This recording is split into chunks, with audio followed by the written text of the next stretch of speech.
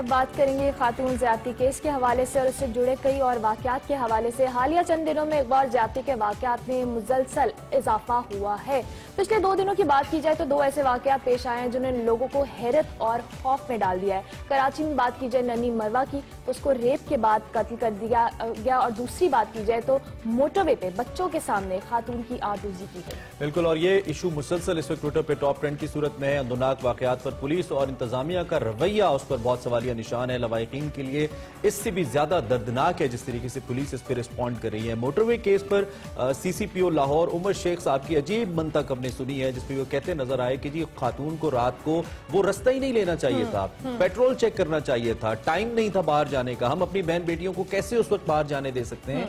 यानी कि बराह रास्त एक माइंडसेट इस वक्त CCPO साहब पुलिस का बताते नजर आते हैं कि बजाय इसके कि आप मुल्जिमान पकड़ें, आप उससे पहले उनकी सिक्योरिटी को यकीनी बनाएं, आप सवालिया निशान उठा दें उस खातून या उस एक्यूज्ड के ऊपर जो बेचारा पहले इतने बड़े ट्रॉमा से गुजर रहा है। और इस पर बहुत गम गुस्से का इजहार किया जा रहा है सोशल मीडिया पे। रिमूव CCPO का हैशटैग टॉप ट्रेंडिंग में आ रहा है और ऊपर से लोग उनको डिफेंड भी करें हुकूमत के। हम ज्यादा बात नहीं करेंगे, हमें सैयद वसी शाह साहब आज स्टूडियोज में ज्वाइन कर चुके हैं। इस अहम मौजू के ऊपर हमने इनकी एक्सपर्ट ओपिनियन लेनी है और इनसे पूछना है कि वो क्या सोचते हैं। Shah ji, thank you very much.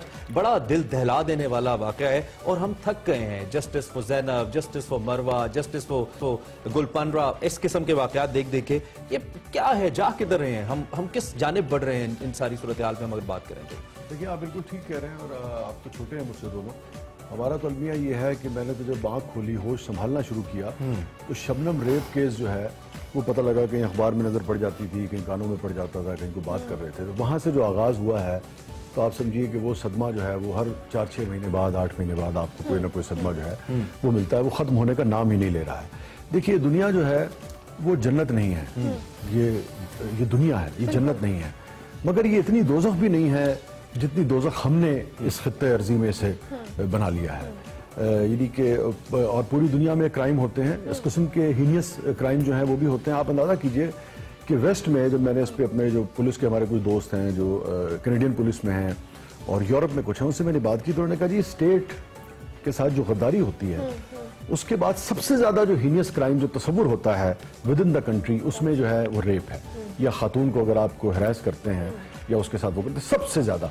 और मर्डर में वहाँ पे उसकी इब्तदा जो है वो आप समझिए कि 4-5 साल के बाद, 6 साल के बाद बाज़ औक़ात को पैरोल भी मिल जाती है, यहाँ से इब्तदा होती है। इसकी इब्तदा ही वहाँ पर भी 7-8 साल से इब्तदा होती है, जब वो प्रूफ हो जाता है और फिर ज्यादा से ज्यादा लोग सजाओं तक जाते हैं। और मेरे ख्याल में बहुत सारे इसके पहलू हैं। एक तो पहलू देखिए रियासत का है, दूसरा पहलू है तरबियत का और फिर तालीम का। ये 3 इसके मेजर पहलू हैं। मैंने इस पर बहुत गौर किया, हम सभी गौर, मैं भी एक तालिब इल्म की हैसियत से, एक सोसाइटी के एक उसकी हैसियत से इस पर गौर करता रहा। पहले भी हम इस पर बात सोचते रहे कि यार ये क्या वजह है। तो 3 इसके मेजर पहलू हैं। इसमें से भी जो 80% जो सबसे मेजर पहलू है वो रियासत का है।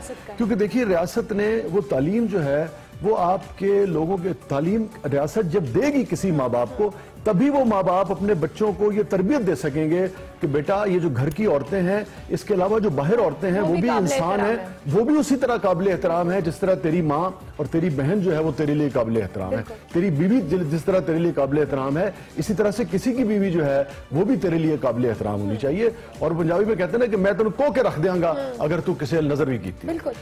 ये जो तरबियत है, लेकिन प्रॉब्लम यह है कि रियासत ने वो तरबियत किसी तक पहुंचाई ही नहीं, उसको ग्रास रूट लेवल तक आपने पहुंचाया ही नहीं। सो नतीजा यह है कि आपके यहाँ खवातीन का एहतराम जो है वो किसी भी जगह पर नजर नहीं आता। देखिए, मैं सॉरी, आप प्लीज आप मुकम्मल कीजिएगा क्योंकि हम सभी भरे हुए हैं। तकलीफ की क्या बात है, एक ऐसा आदमी जिसने बेनजीर भुट्टो साहिबा की तस्वीरें जो थी वो मशवरा दिया और हेलीकॉप्टर से पूरे पाकिस्तान में गिरवा दी थी, ठीक है, बजाय इसके उस आदमी को जो सियासी जो आपकी जो लोग थे वो उस आदमी को इबरत का निशान बनाते और उसको पॉलिटिकल पार्टीज के नेड़े न लगने देते।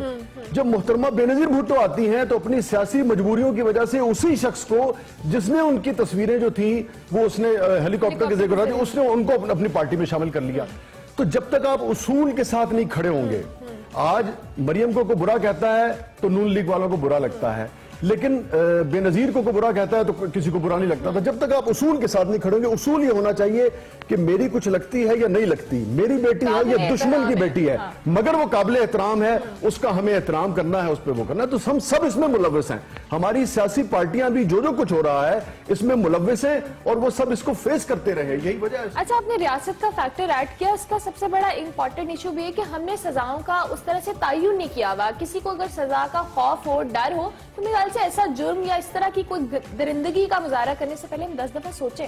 बिल्कुल आप ठीक कह रही है। देखिए सजा का भी एक इशू है, कवानीन तो हमारे यहाँ मौजूद हैं और मैं खुद उसका कायल हूँ बहुत जिम्मेदारी से, वेस्ट को भी पढ़ने के बाद, पूरी दुनिया के जो कवानीन है उसको भी समझने के बाद, मुआशरों को भी समझने के बाद कि ये जो सजाए मौत का कानून है इस पर आपको सोचना चाहिए कि यार ये होना चाहिए कि नहीं होना चाहिए। मगर हर जो कवानीन जो है वो सोसाइटी की जरूरियात के मुताबिक होते हैं।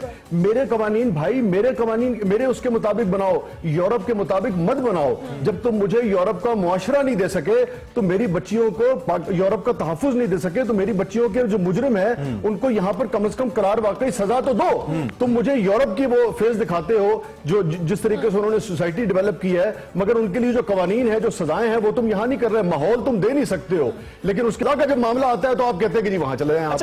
तो स्पेशल कवानीन बनाने में कोई हर्ज नहीं है, मैं समझता हूं। और अगर कुछ भी नहीं है तो उस पर डिबेट तो करें यार। आप सियासी अपने जो लोग हैं उनको आप मतून करने के लिए, उनको नून लीग एक सियासी हकीकत है, वो कहां लेके जाओगे? उसे समंदर में फेंक दोगे? खुदा के लिए उससे हटके गवर्नेंस पे तवज्जो दें। क्यों आखिर बढ़ते जा रहे हैं? कोई तो वजह है ना। वजह यह है कि जब ऑफिसर्स ठीक नहीं लगाएंगे, आप ऑफिसर्स ये सोच के नहीं लगाएंगे कि इनका काम लोगों को तहफ़्फ़ुज़ फराहम करना है, सिर्फ पॉलिटिकल अपने जो ओपोनेंट्स हैं उनको बर्बाद करना नहीं है, तो फिर इस किस्म के केसेस आपको पहले भी मिले हैं और आइंदा भी आपको देखने और सुनने को। पुलिस के बिहेवियर के ऊपर आप बात करें, सीसीपी उमर शेख की स्टेटमेंट विद दैट जख्मों के ऊपर नमकपाशी के बराबर है, क्या एक्शन लेना चाहिए हुकूमत को इसके ऊपर? और एक पब्लिक हैंगिंग का भी हैशटैग चल रहा है बहुत ज्यादा, इस पे क्या राय है आपकी? यार अगर मुझे एक बात बताइए आप, मैं अगर आपसे ये कहूं कि गालिब जो था वो अफसाना निगार था, आप मान लेंगे? नहीं।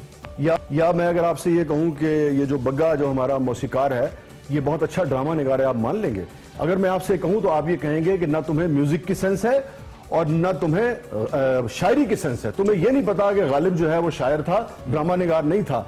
राहत फतेह अली खान जो है वो ड्रामा निगार नहीं था, वो एक मौसीकार है। ठीक है। जिस शख्स को जो सीसीपीओ है, अगर उसको ये अंदाजा नहीं है 20 साल की नौकरी के बाद कि मेरा काम ये सवाल करना नहीं है कि रात को कोई औरत जो है वो 3 बजे अगर वो कहती है मैं सिर्फ हवाखोरी के लिए गई हूँ, ये उसकी मर्जी है, उसका राइट, वो उसका राइट है, ये उसकी मर्जी है। वो कहती है मैं सिर्फ टहलाने गई थी, मैं सिर्फ मोटरवे दिखाने गई थी बच्चों की।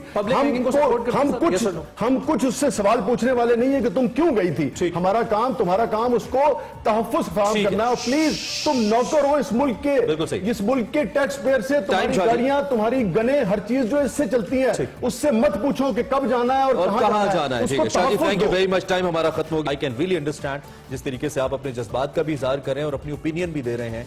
यकीनी तौर पे काबिल अफसोस ये अमल है, इसके ऊपर सीसीपीओ का पूछा जाना, सीसीपीओ के ऐसे सवाल करना, जख्मों पर नमकपाशी क्रिमिनल है, बिल्कुल इसमें कोई दो राय नहीं है। इसी पे ब्रेक लेते हैं।